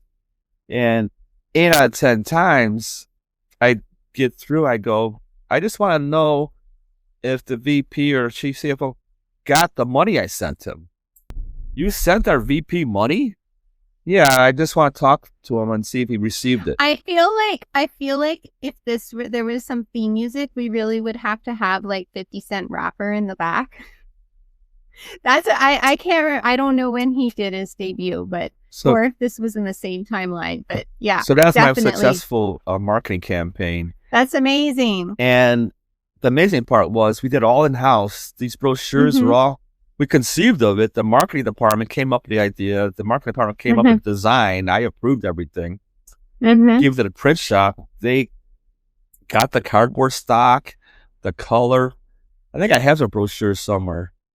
That's amazing. That is an amazing offering to your country, Bill. Can I pause and try to find a brochure? No. All right. So that was the glory days. Okay. That we had so much money to spend. And then wasn't it during that time that they put in-house, like these little cubicles? Oh, yeah. So back to the new offices. You know, we had coffee machines before, all mishmashed different areas. The new offices were so impressive that my new office was a window office. And everything's brand new, by the way. And so in the office, every 100 feet, they put in a coffee station. Every 100 feet. So the coffee station would have a coffee maker, brand new. And it would have a sink. It would have an ice maker. And it'd have a hot water dispenser. And the cabinet underneath was filled with Kona coffee. No more Folgers. I'm like, holy cow, Kona coffee? So I'm bragging. I'm like gloating around the office. Hey, see the new coffee we got? Kona coffee. But nobody seemed impressed. So as the weeks and months went by, so it turns out my office was right between two stations. So 50 feet to my right, 50 feet to my left was a coffee station. And this was all through all three levels. All they three had levels, them all around everywhere. the entire office was coffee stations. So I went coffee crazy to the point where I gave myself an ulcer. Because I would get there first thing in the morning. I would get there, well, not first thing. I started coming in there at 9:30 at this point in time. But I go there, and I'd be the first one making coffee. I'd make Kona coffee. I use double strength on the coffee machine to my right and to my left. And so now, coming from history of drinking coffee, starting out in the early days when I had to buy my own Folgers can, now I'm getting free Kona coffee. I'm like, holy cow. I was drinking 3 or 4 cups every morning. Eventually, I gave myself an ulcer, but that's another story. But I'm just going crazy with coffee. I'm just loving the coffee now. And then I kind of noticed that I was the only one making coffee. No one ever made coffee. When every time I got to the machine, it was always already freshly cleaned and everything. I mean, the company, American Express, we had a guy, his only job was to maintain the coffee machines and the coffee bags. His only job was to go around every floor, making sure all the coffee was filled with Kona coffee, these bags, and clean the coffee pots every day and have them ready for every morning. And so the months go by, and then at our board meetings, we have are always going to be top notch. You have nice food laid out, just like in Seinfeld, and George was at his office. They have food there, and you have breaks in the meetings, and there's pastries and all kinds of food. And we had secretaries bring out Kona coffee from our machines outside in the hallway, and we always fresh coffee ready to go. After a couple 6 months of this, I go to a board meeting, and I look, and they had like 3 gallons of Starbucks coffee. I'm like, because we have Starbucks in our office lobby. I go but that was downstairs, so in the lobby. In the lobby, right. In the first floor. Right, the lobby of the building.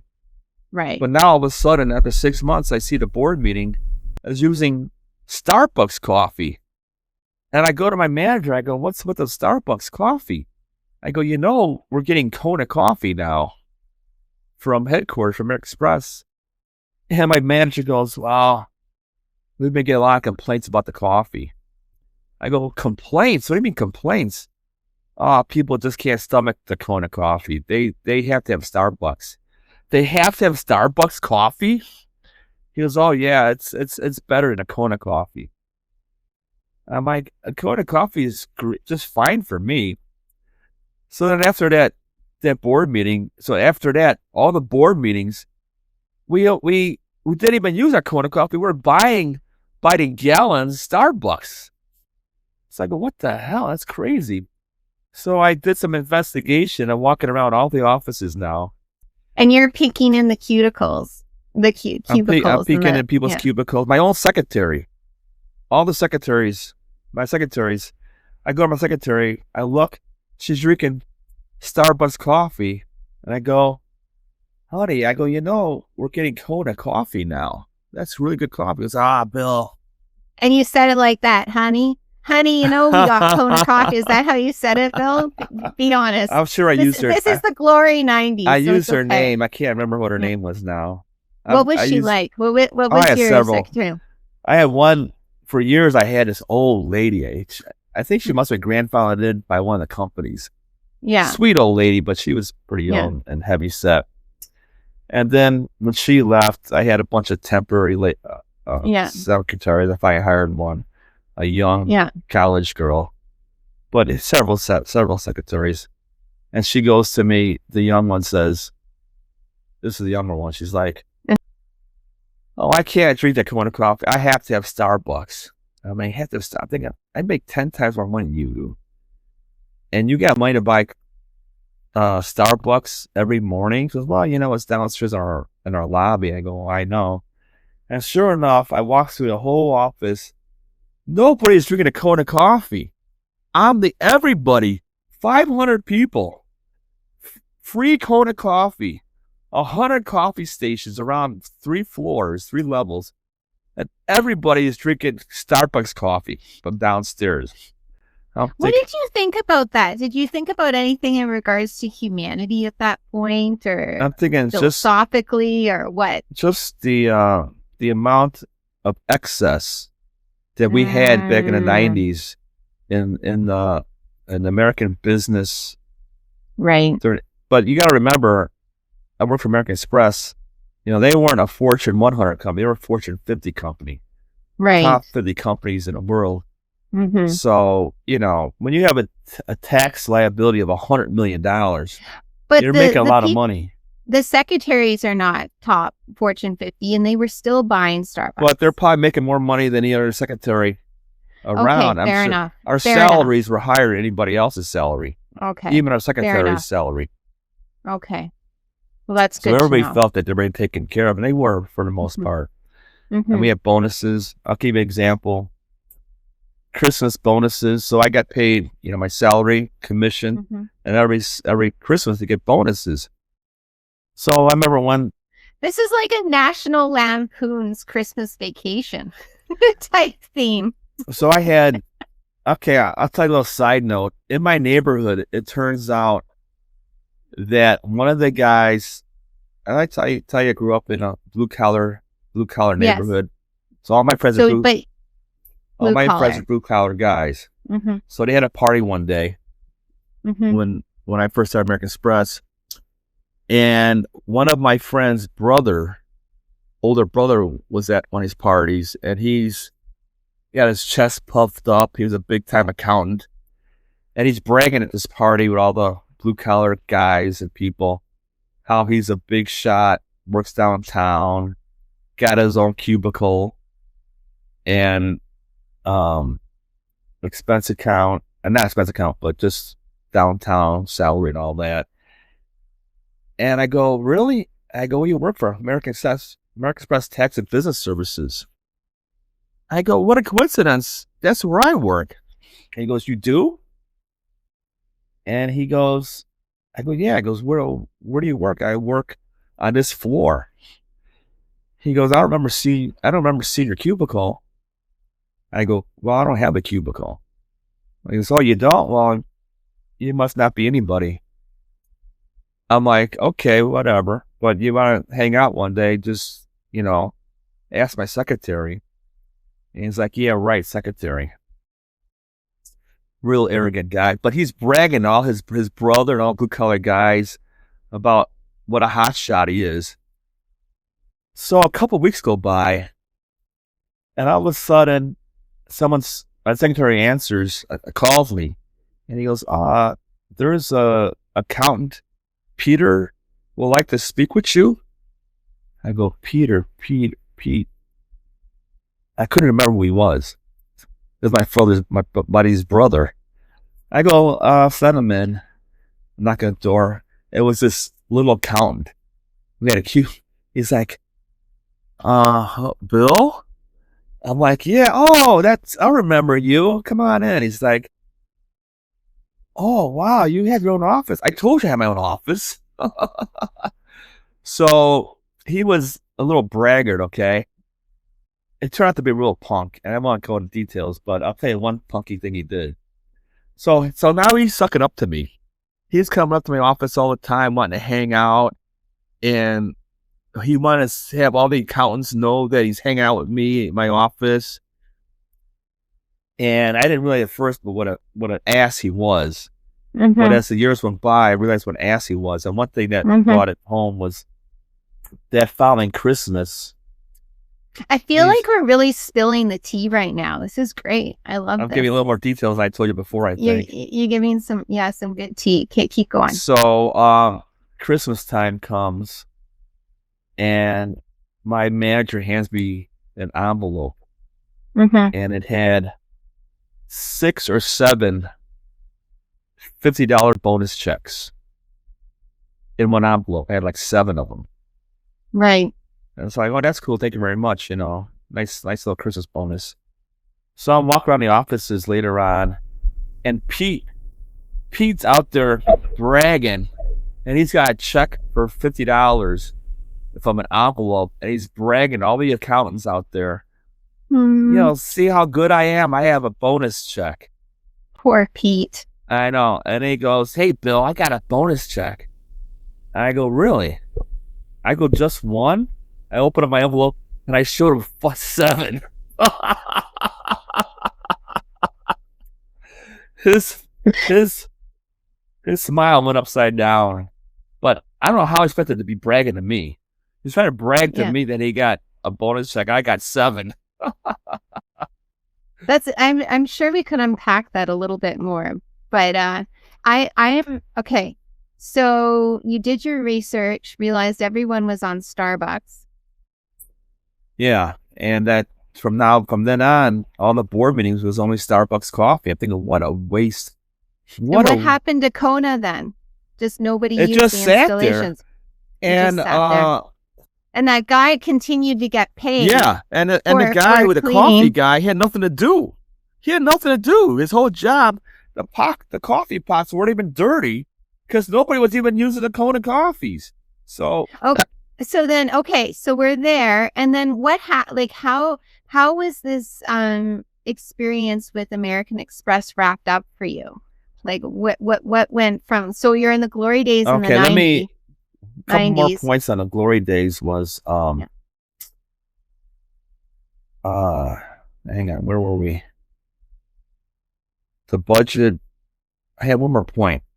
Oh, a very important point was expense account. How astute you were with your expense account. Okay, so and that you got in trouble. Okay, so yeah, that was the final point. Was a few years go by, and I'm hitting all my numbers. I'm exceeding all my numbers, and so my first couple of interviews, my interviews were always they would say, my yearly interviews. They'd always ask me every year, where do I want my interview? Where I want it. I go, I don't know. They go, how about Ruth Chris? Ruth Chris was a top steak joint. Okay. So in Chicago. Yeah. I got a couple more stories before the expense account story. Okay. So every review for the first several years, I exceeded my numbers. Spend 3 or 4 hours at Ruth Chris, great dinners, drinking. Me, my manager, and my meeting boss, the 3 of us, gets smashed on my annual review for the first several years. And always included a nice raise. And at one point, I negotiated my commission from 5% to 10%, which was huge. If I get $1 million deal, that's good money. So, so that happened. And so it was the reviews. Oh shit, I lost my train of thought. Well, I think it's really interesting to go back to what your character and how it kind of challenged you in that type of situation when we talk about the expense budget. Yeah. So you were called into the office and for one of these type of review type things. Well, this was actually after one of the reviews. It wasn't nothing to do with my review, but it was something that came up to their attention. Was that I go, what's going on? They had to make a appointment with my secretary to come in for just an impromptu meeting with my manager. And I had already had my yearly review, so I knew it had nothing to do with that. And my manager comes up to me, I go in his office, he goes, something's come up to my attention that there's a problem with your expense account. I go, problem with my expense account? He goes, yeah, here's your report back. I go, take a look at it, see what you think. I go, yeah. Well, I only spent $500, this month. He goes, Bill, that's exactly the problem. You have a $2,000 expense account and you only spent $500. And he goes, here, take a look at my expense account. I have a $3,000 budget and I spent $2,800. And here's Ned's expense account, our big boss. He's got like an $8,000 expense account. He spent like $7,900. And Bill, you come back and you didn't even spend 20% of your expense account. Bill, I cannot turn this expense account into headquarters. You're going to make us all look bad. I go, what do you mean? He goes, well, if headquarters sees that everybody, all the executives are spending 90% of their expense account, and you're only spending 20% consistently, they're going to think something's wrong. And they may decide that they're giving us too much money, and we're all going to have our expense accounts reduced. We can't have that. He goes, Bill, take this report back. And look, you have a American Express Black card. You have a 50. So what was the American Express Black card? Oh, well, it's just black, and it had a $50,000 limit. Okay, because I was an executive. I mean, no one's going to spend that much money, but that's what it was. Right. And he goes, I don't care what you got to do, Bill, but get that expense account back up. Go put gas in your car. Yeah. Put gas in your parents' car. Take your girlfriend out to dinner. I'm supposed to take out. No, you're supposed to take the clients out to golf outings. I go, well, Chris, I've been closing all of my accounts, and I've never had to take a golf outing. Well, that's besides the point. You got to use this money. It's use it or lose it. So it goes, I don't care how you got to spend it. Nobody's ever going to question your expense account. Mm-hmm. All we're going to question is the amount you're spending. Mm-hmm.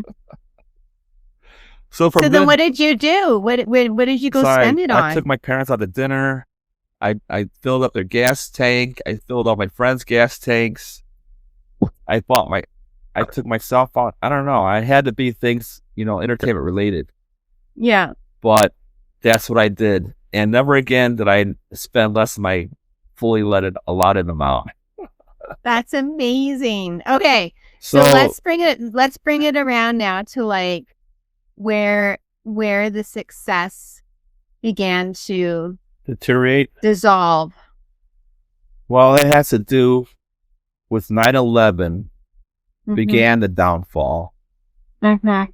By the way, that was a crazy day because American Express in New York was just 3 blocks from Twin Towers. Wow. And so I was going to the office that morning, and the first plane would hit like at 9:20. I'm still at home getting ready for work, or whatever it was before 9. I see the first attack, and so it's a very strange morning. I take the train into downtown, and everybody on the train, we all knew what happened at that point in time. We go into my office, and we go in, and everybody in the executive office was just standing around. They were all in the main big man's office, and he had a TV in his office and a couch, so they're all in there watching the news. And we actually watched the second strike happen while we were all in the office, and we're on the phone to our headquarters in New York, and they were telling us, and we saw the video later from the lobby, that when the towers eventually crashed down, the debris fell for blocks and actually broke through the front lobby window of American Express, but nobody was hurt.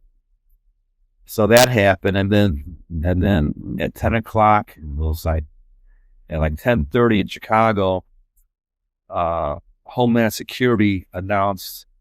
Well, they just started Homeland. It wasn't even invented yet, Homeland Security, but they were ordered by Washington to evacuate the key areas that they felt were terrorist targets, and a Sears Tower was one of them. and my building was only a block away. So like a 2 or 3 block radius, the city mandated that you evacuate. So 1 million people left at like 10:30 that morning, and we cleared out the whole area around Sears Tower. And so that happened. And then if you remember the history, a couple years later after that, a year or two, there was a controversy with an accounting firm. Well, first, everything happened at once. The bank started failing, and there was a whole industry with the loans industry. Everything just snowballed, and not that they were even related, but it's a domino effect. One thing hits another. But after 9/11, there was a whole thing with the banking industry and a loan industry. They were writing falsified loans, and the banks are about to collapse. And that trickled down to the auto industry, and the auto industry was going to collapse, and they had to have a big bailout by the government. While all this was happening, Enron and Price Waterhouse, and no, that was Arthur Andersen was a top accounting firm in the nation, and they had the biggest account in the country, which was Enron and Sears. They had the top 2 companies in the nation at the time. Turns out, in those subsequent years after 9/11, they were caught cooking the books. If you remember American history and business, Enron turned out to be in cahoots with Arthur Andersen, and they were systematically stealing the retirement funds from Enron. And they were buying, it uncovered that they were buying airplanes and boats and yachts for not only the officers of Enron, officers of Arthur Andersen. And everything hit the fan, and it turns out that they were literally stealing money, and they raided the retirement fund from Enron. Did any of those employees get their retirement funds? In fact, sadly enough, there was Enron employees that committed suicide because of this. There was many that expected to have $1 million plus pension and had nothing, and people have actually killed themselves.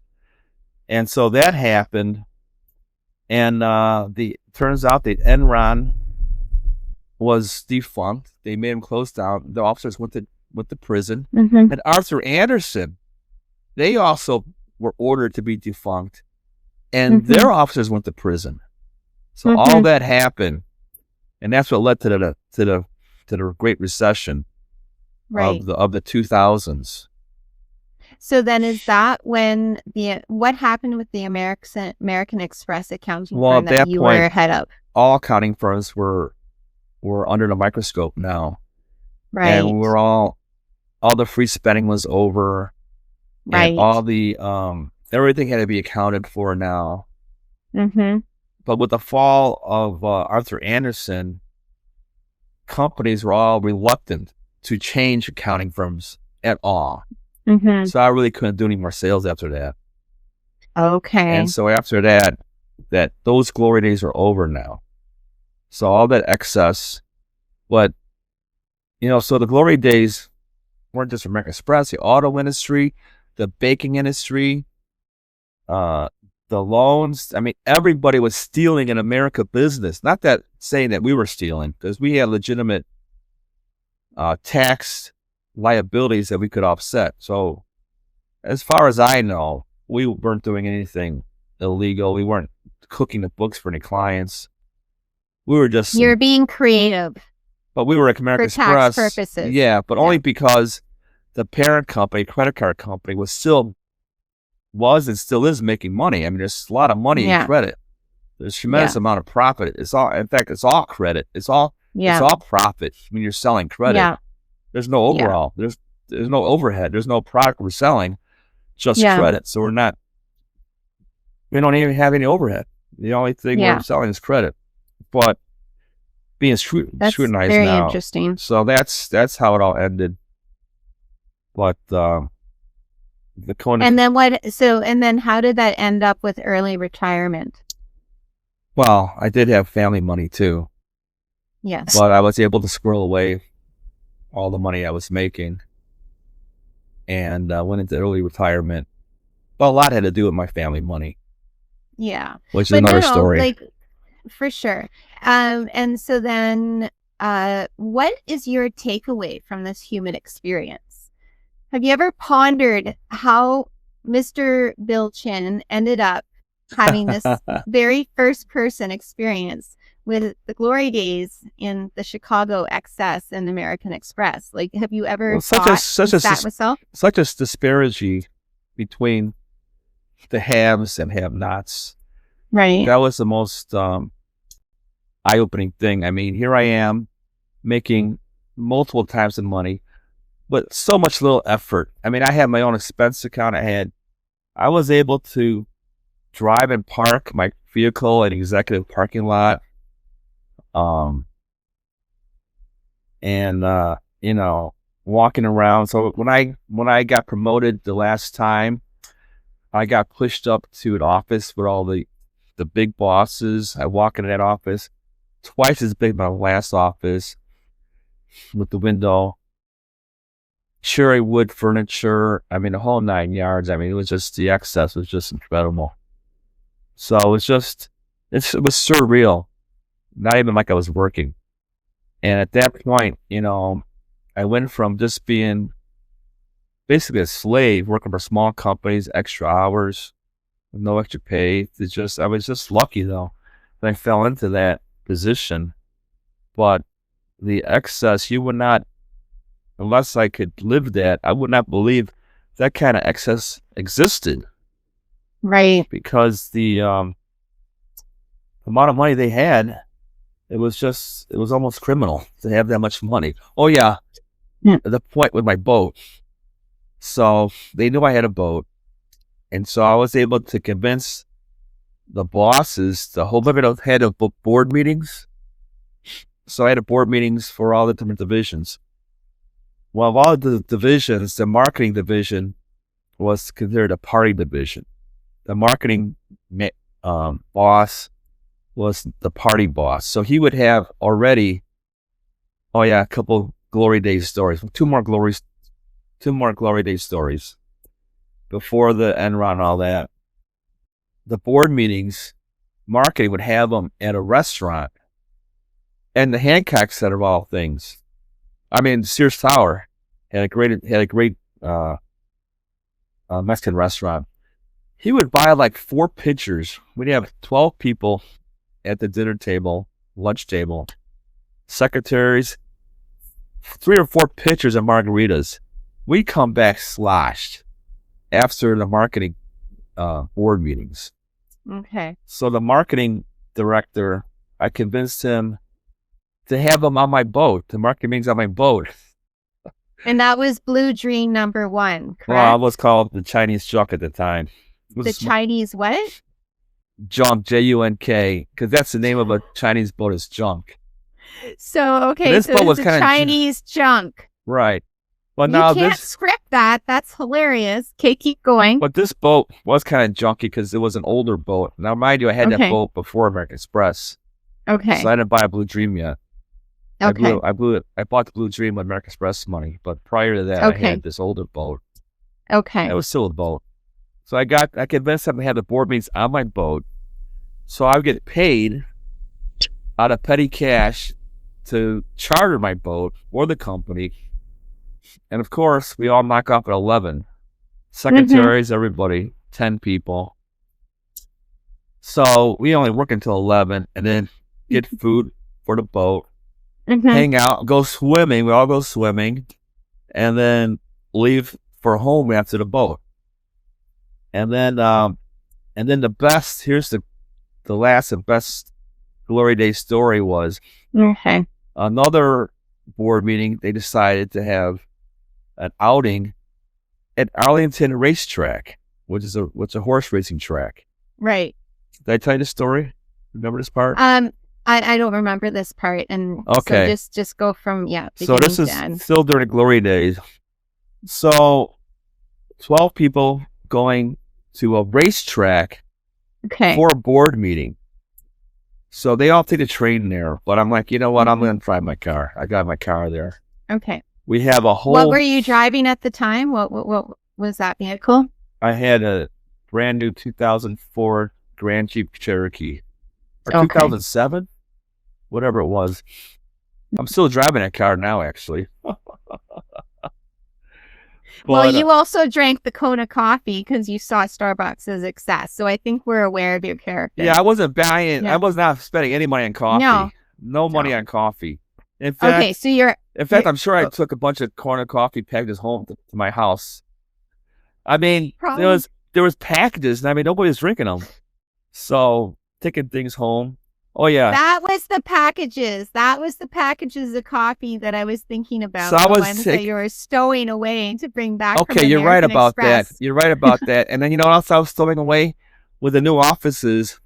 They had an office set on the lower floor of the supply room.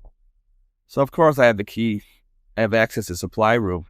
I would go to the supply room, and every supply you could think of in the world, I'm like, you know what? I could use this stuff at home. I still have supplies that I'm using that I took from those days. So, glory days. So you're at the racetrack. We're at the racetrack. It's a board meeting. At a board meeting, lavishing dinner at the board meeting, at the meeting during dinner. And after the dinner, my manager comes by with wads of cash. So $300 times 10, that's $3,000. He hands each person $300 in cash. He goes, "Oh, listen, this is for entertainment only. This came out as petty cash. No one's to take this money and take it home. Everyone's required here to place a bet. Because this is, expense money." I go, "Okay. $300 in cash?"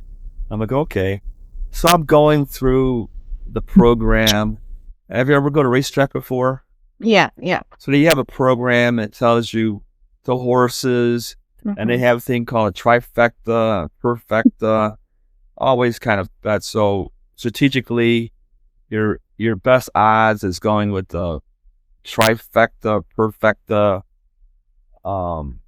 favored horses.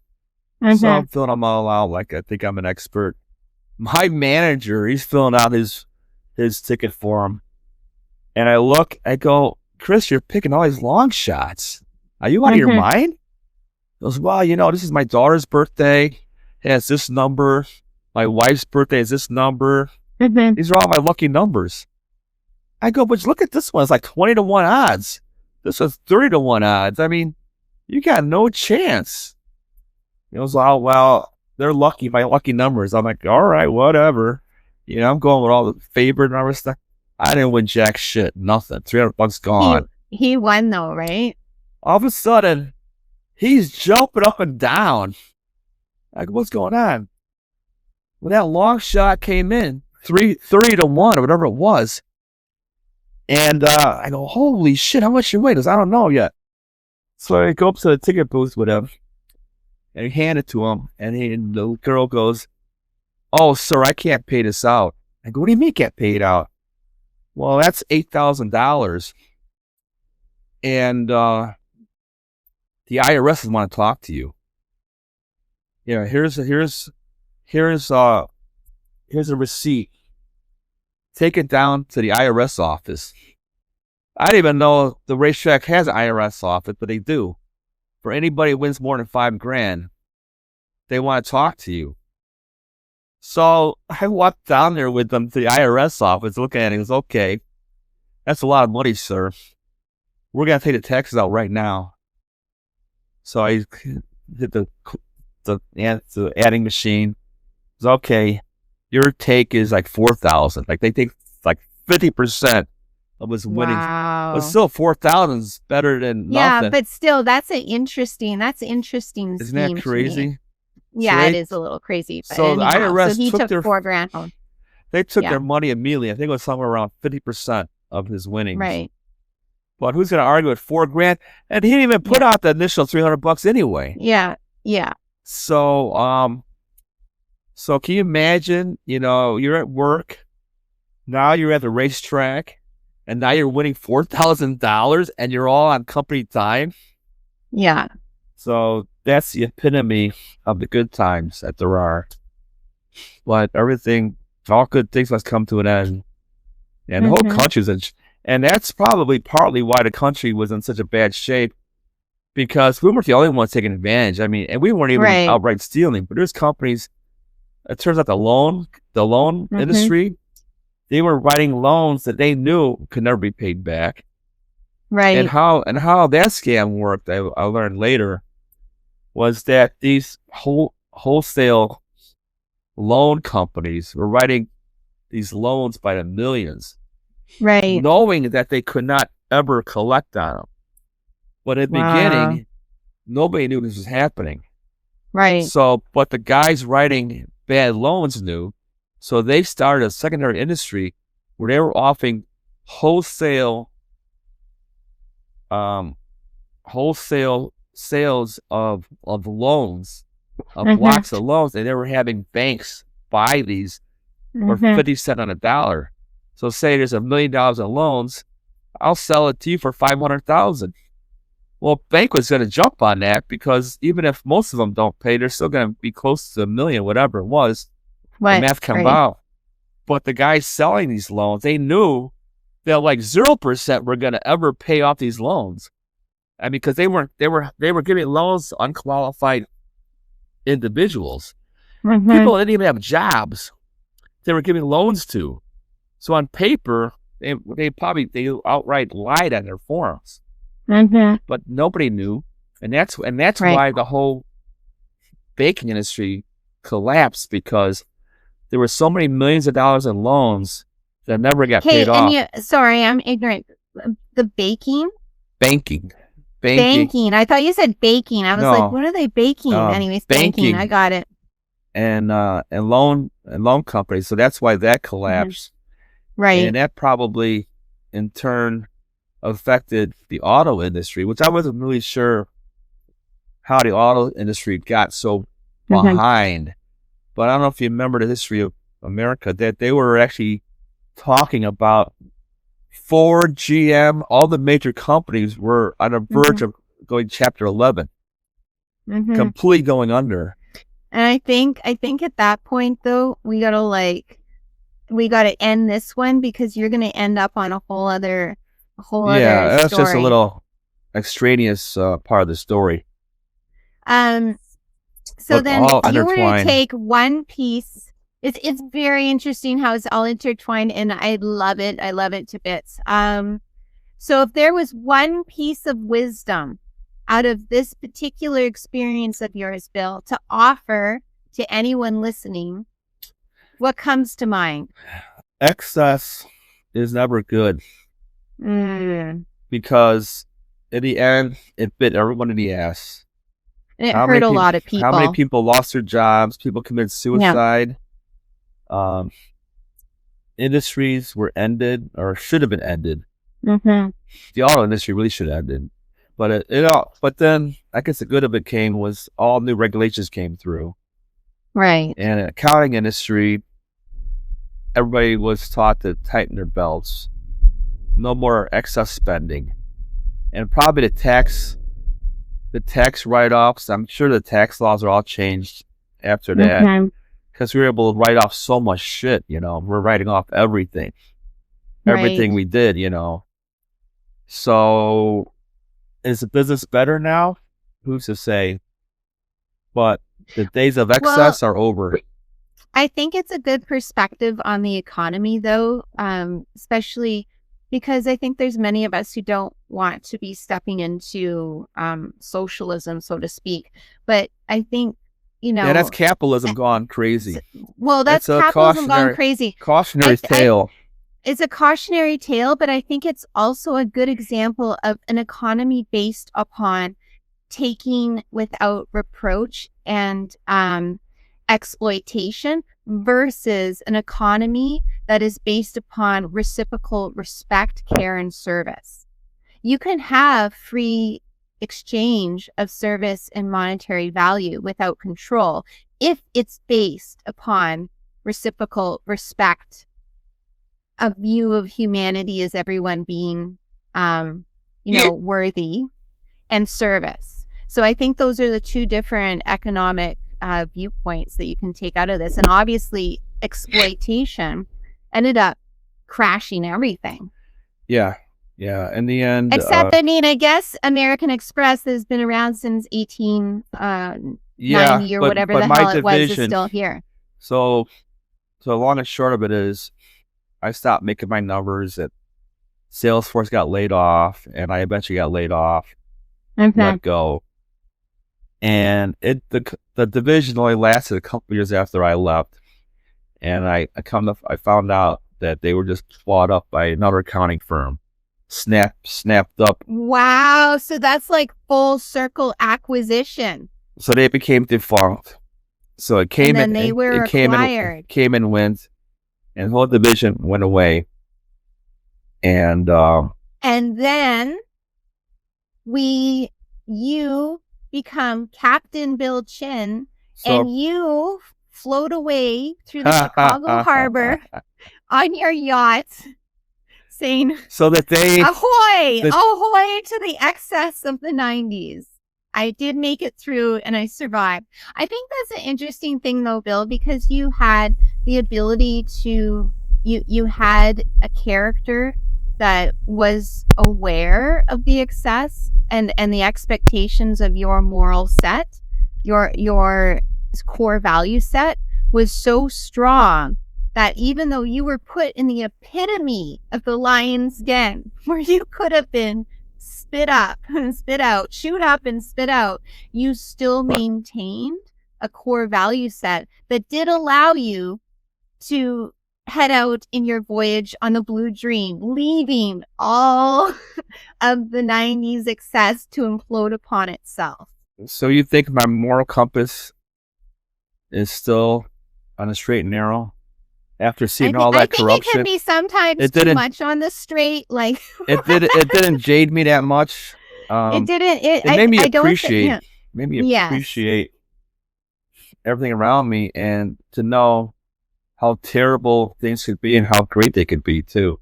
Yeah, I think that you came out of it with appreciation and gratitude, and I think that that's what differentiates you from a lot of other individuals that would have been participating during that time.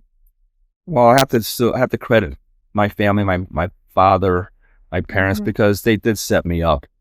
At that point in time, I was actually that's a whole other story, Bill. Other story. Let's stick to the family core value set that carried you through the excess of the 90s and through the implosion. Okay.